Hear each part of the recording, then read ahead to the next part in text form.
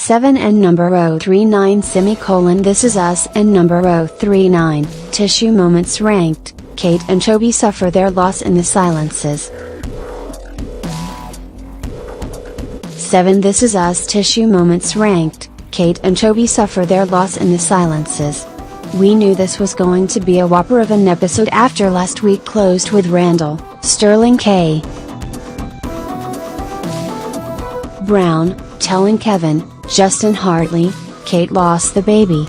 We were as gobsmacked as Kevin was after spending the entire hour reliving his glory days and sinking to new lows with him. This week brought part 2 of the epic 3-part trilogy that wraps up the fall run of NBC's This Is Us, and it put Kate, Chrissy Metz, and her miscarriage at the center. The writers and creators challenged themselves to create a single story told across 3 episodes, one for each of the big 3. Just beyond the halfway point, let's say they've done an amazing job of weaving everything together thus far.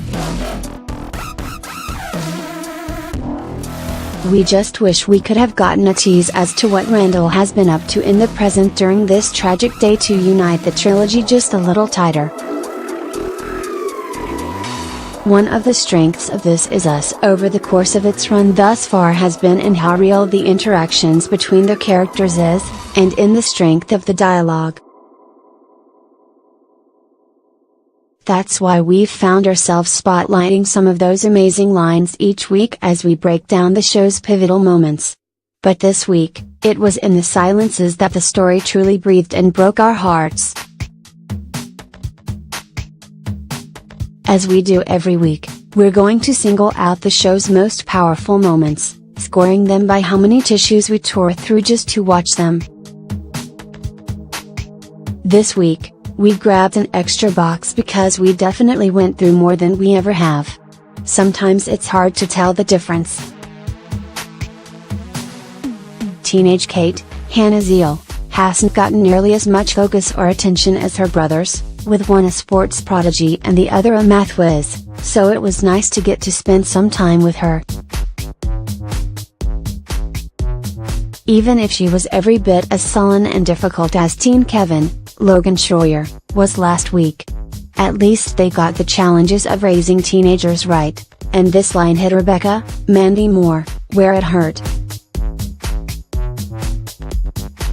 Kate sees herself falling short of Rebecca in so many ways, and like many kids she fears she'll disappoint her perfect mother.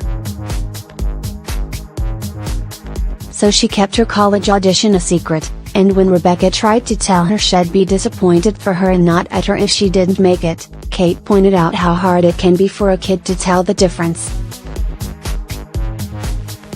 I am a large and powerful man, Carl, and I don't know how much longer I can stay this calm. Toby, Chris Sullivan, is the sweetest man on the planet, and he loves Kate with every fiber of his being. So even while he was grieving the loss of their child, he went out of his way to track an impending package to a massive distribution center to try and stop it from being delivered. He may have had to threaten poor Carl to get the job done, but the time and effort he put into searching that entire warehouse speaks volumes for his love. Can any man truly be this wonderful? We're sure Toby has his faults, just as Jack, Milo Ventimiglia, did, but has as close to that level of commitment and love as Kate is ever likely to find. If your dad is Jack, you could certainly do worse than falling in love with someone a lot like him. It's my job to keep standing there with my arms wide open. It's a shame this beautiful moment between Rebecca and Kate was interrupted by the arrival of Jack and Randall, Niles Fitch, at the hospital, because Rebecca really had an opportunity to bridge the chasm that had formed between them over the years. Present-day Kate wasn't so off the mark in that Rebecca had perhaps given too much of her love to her adopted child. Kate always felt in everyone's shadow.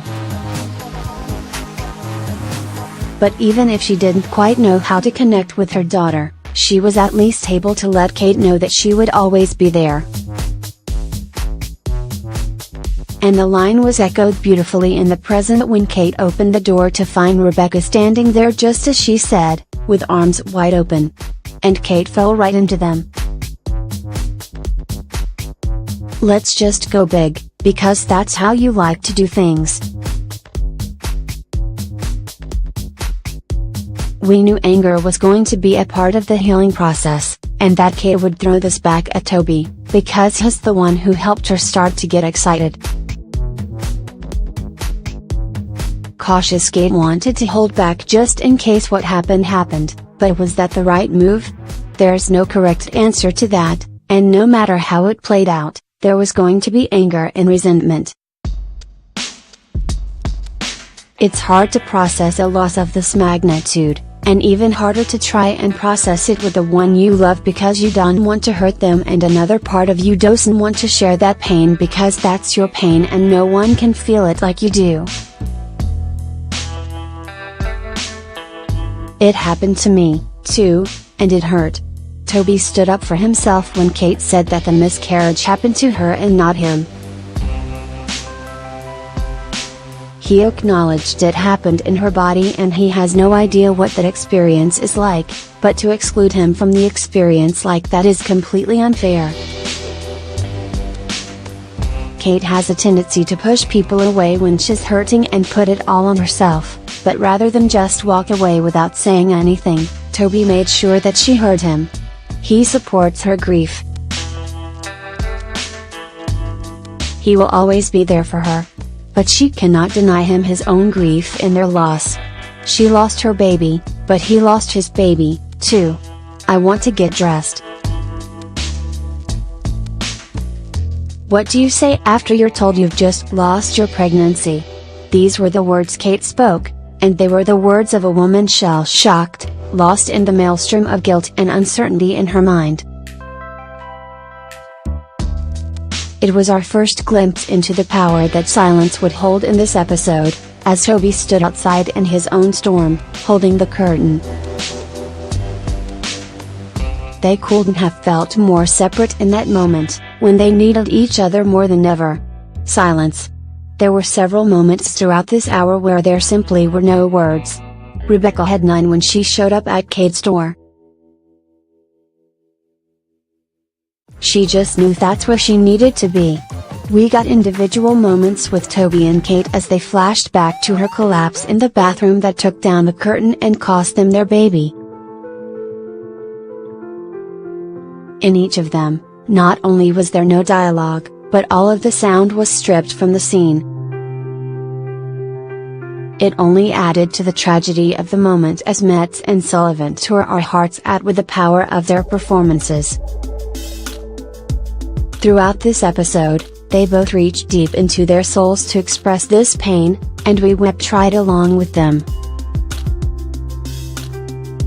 We wept in anguish at their loss and we wept in joy as they put that shower curtain back up and affirmed that their love that they were stronger than this.